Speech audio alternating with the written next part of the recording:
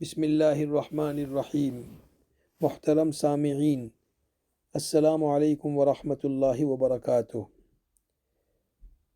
آج کے اس مختصر کلمات کے ذریعے میں سامعین کو آنے والے مابقیہ ذی الحجہ کے دنوں کی اہمیت سے واقف کرانا چاہتا ہوں، اور ساتھ ہی ساتھ ہم سب کا روحانی تعلق بن جائے ان لاکھوں انسانوں کے ساتھ جو مختلف ملکوں سے اور مختلف وطنوں سے سفر کر کے حرمین کی دھرتی پر پہنچ چکے ہیں اور حج کے دنوں کے داخل ہونے کا انتظار کر رہے ہیں۔ حاجی کو حج کے ادا کرنے کے لیے 6 دنوں کی ضرورت ہوتی ہے، 8ویں ذی الحجہ سے لے کر 13ویں ذی الحجہ تک، اور ہر دن کا ایک نام بھی کتابوں میں منقول ہے۔ 8ویں ذی الحجہ کو یوم الترویہ کہا جاتا ہے، 9 ذی الحجہ کو یوم وقوف عرفہ کہا جاتا ہے، 10ویں ذی الحجہ کو یوم النحر کہا جاتا ہے، 11ویں ذی الحجہ کو یوم القر کہا جاتا ہے، 12ویں ذی الحجہ کو یوم النفر الاول اور 13ویں ذی الحجہ کو یوم النفر الثانی سے یاد کیا جاتا ہے۔ یوم الترویہ، جس میں حاجی اپنا رخت سفر باندھتے ہیں، سارے لوازمات کا انتظام کرتے ہیں۔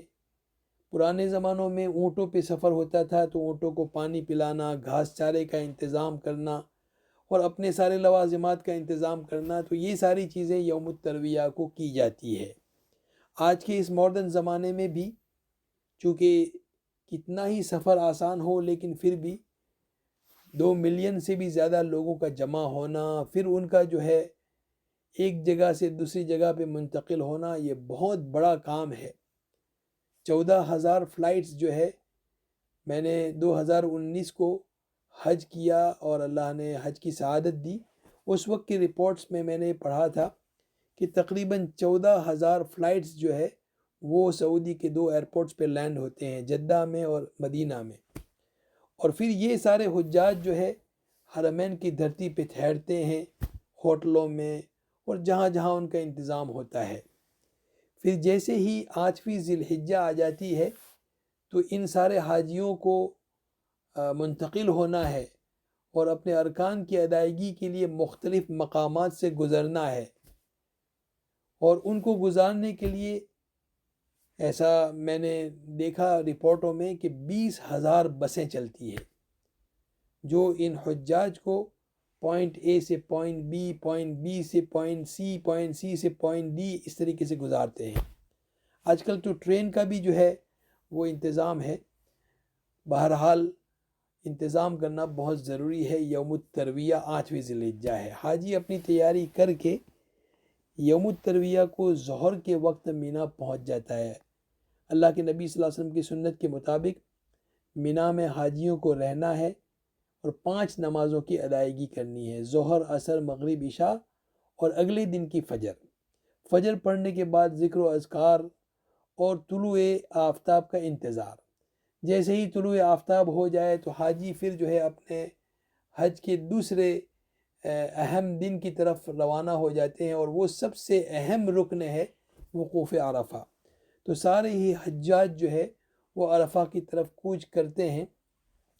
9ویں ذی الحجہ کو اللہ کے نبی صلی اللہ علیہ وسلم جب عرفات کے میدان میں پہنچے ہیں تو آج جس جگہ پہ مسجد نمرہ قائم ہے اسی جگہ پہ جناب نبی کریم صلی اللہ علیہ وسلم ٹھہرے تھے، اور وہاں پر ٹھہر کر کے انہوں نے آفتاب کے زوال کا انتظار کیا۔ زوال آفتاب کے فوراً بعد اللہ کے نبی صلی اللہ علیہ وسلم نے 2 نمازوں کو جمع کر کے ادا فرمایا اور قصر کر کے پڑھا، ظہر کی اور عصر کی، اور اس کے بعد جناب نبی کریم صلی اللہ علیہ وسلم نے خطبہ دیا جس کو خطبۃ الوداع سے یاد کیا جاتا ہے۔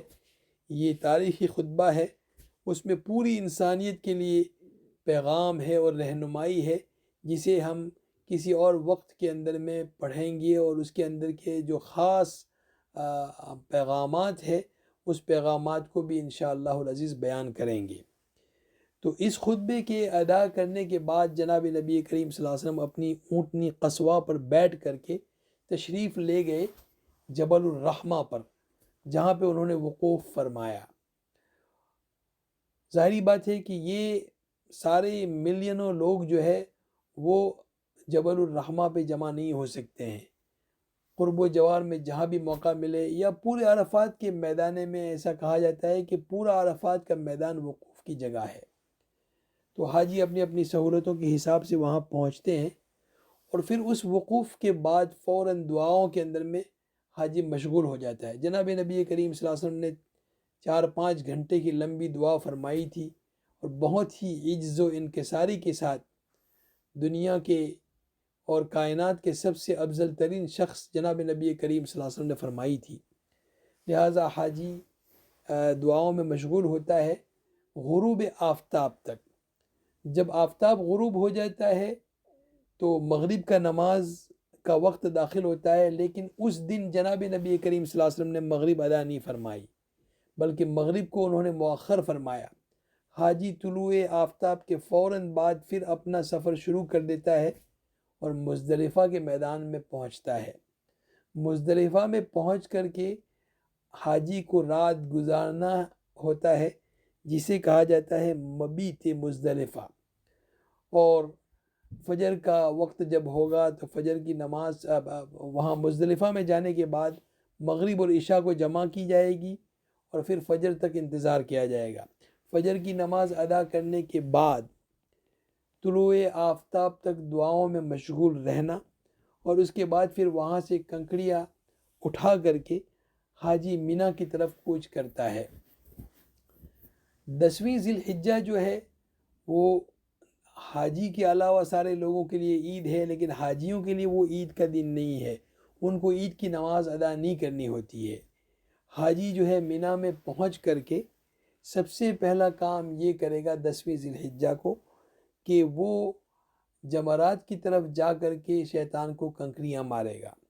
جیسے ہی کنکریاں مار دی گئی پہلے دن کی یعنی 10ویں ذی الحجہ کی، تو اس کے فوراً بعد قربانی ہوگی۔ قربانی کی اطلاع ہو جائے کہ قربانی ادا ہو چکی ہے، اس کے فوراً بعد حاجی یا تو حلق کرے گا، اپنے سر کو منڈائے گا، یا قصر کرے گا یعنی بال کو ٹریم کرے گا۔ قصر جو ہے وہ ریکومینڈڈ نہیں ہے، حلق ریکومینڈڈ ہے۔ اللہ کے نبی صلی اللہ علیہ وسلم نے حلق کرنے والوں کے لیے 3 مرتبہ رحمت کی دعائیں فرمائی، رحم اللہ المحلقین، رحم اللہ المحلقین، رحم اللہ المحلقین۔ تو یہ 10ویں ذی الحجہ کا دن ہو گیا، شیطان کو کنکریاں مار دی، قربانی ادا ہو گئی، اور اس کے فوراً بعد حلق اور قصر ہو گیا۔ تو اب جو ہے احرام سے حاجی باہر آ گیا، اب وہ جائے گا کعبۃ اللہ کی طرف، اور طواف افاضہ جو حج کا فریضہ ہے وہ طواف کرے گا کعبے کا، اور سعی بھی کرے گا، اور سعی کرنے کے بعد جو ہے واپس اس کو مینا آنا ہے۔ میں نے جیسے بتایا تھا کہ 11ویں ذی الحجہ یعنی وہ رات شروع ہو جائے گی مغرب کے بعد، 10ویں ذی الحجہ ختم ہو گئی، طواف اور سعی کر کے آپ واپس مینا لوٹے، تو اب رات ہو جائے گی 11ویں ذی الحجہ کی، اور اسے کہا جاتا ہے یوم القر۔ تو اب مینا میں ٹھہرنا ہے۔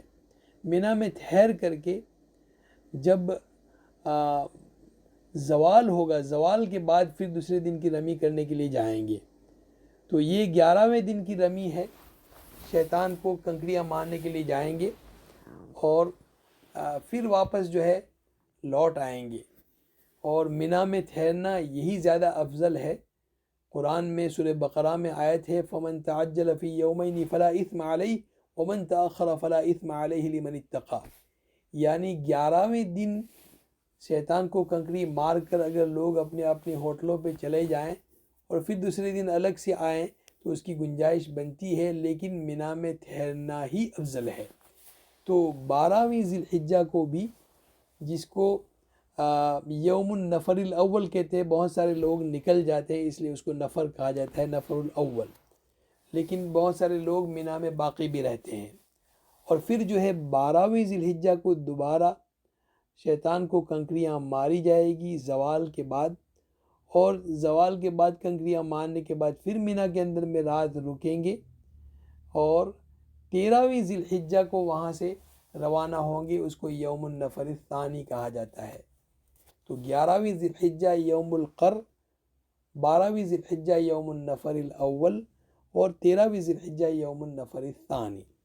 ان 6 دنوں کے اندر میں حاجیوں کے تمام ارکان ادا ہو چکے اور طواف وداع کر کے حاجی اپنے اپنے ملکوں میں یا اپنے اپنے دوسری منزلوں پہ جانے کے لیے روانہ ہو جاتا ہے.